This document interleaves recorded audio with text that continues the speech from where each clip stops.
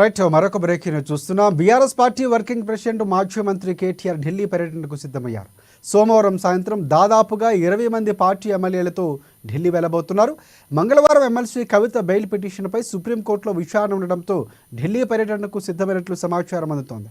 కాగా CBI ED కేసుల్లో తనకు బెయిల్ ఇవ్వాలని కోరుతూ కవిత ఢిల్లీ హైకోర్టును ఆశ్రయించారు.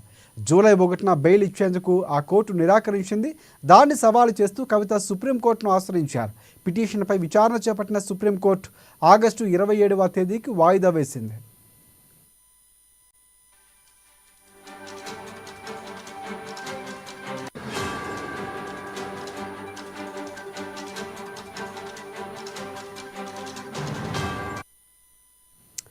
ఇక దీంతో మంగళవారం బెయిల్ వస్తుందో లేదో అని బీఆర్ఎస్ పార్టీ శ్రేణుల్లో ఉత్కంఠ నెలకొంది. మరొకవైపు ఇటీవల కవిత స్వల్ప అస్వస్థతకు గురైన విషయం తెలిసిందే.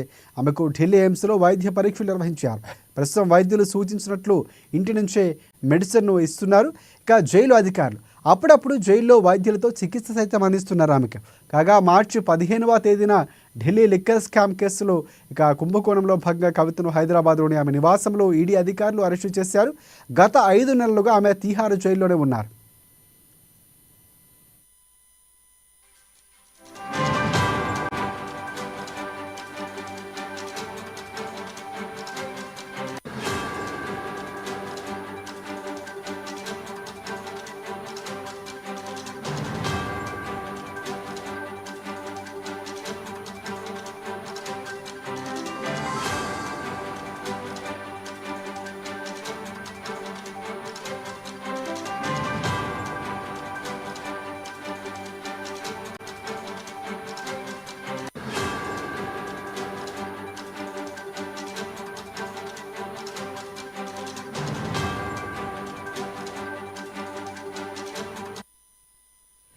Right BRS party working president మాజీ మంత్రి కేటీఆర్ ఢిల్లీ పర్యటనకు సిద్ధమయ్యారు. సోమవారం సాయంత్రం దాదాపుగా 20 మంది పార్టీ ఎమ్మెల్యేలతో కలిసి ఢిల్లీ వెళ్లబోతున్నారు.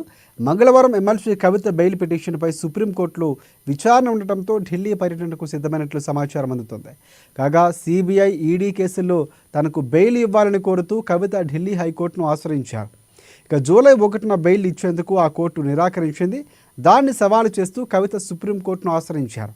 పిటిషన్పై విచారణ చేపట్టిన సుప్రీంకోర్టు ధర్మాసనం ఆగస్టు 27వ తేదీకి వాయిదా వేసింది. ఇక దీంతో మంగళవారం బెయిల్ వస్తుందో లేదో అని బీఆర్ఎస్ పార్టీ శ్రేణుల్లో ఒకంత ఉత్కంఠ నెలకొంది. మరొకవైపు ఇటీవల కవిత స్వల్ప అస్వస్థతకు గురైన విషయం తెలిసిందే. ఆమెకు ఢిల్లీ ఎయిమ్స్లో వైద్య పరీక్షలు నిర్వహించారు. ప్రస్తుతం వైద్యులు సూచించినట్లు ఇంటి నుంచే మెడిసిన్ అందిస్తున్నారు జైలు అధికారులు. అప్పుడప్పుడు జైల్లో వైద్యులతో చికిత్సను సైతం అందిస్తున్నారు ఆమెకు. కాగా మార్చి 15వ తేదీన ఢిల్లీ లిక్కర్ స్కామ్ కేసులో భాగంగా కవితను హైదరాబాద్లోని ఆమె నివాసంలో ఈడీ అధికారులు అరెస్టు చేశారు. గత 5 నెలలుగా కవిత తీహార్ జైల్లోనే ఉన్నారు.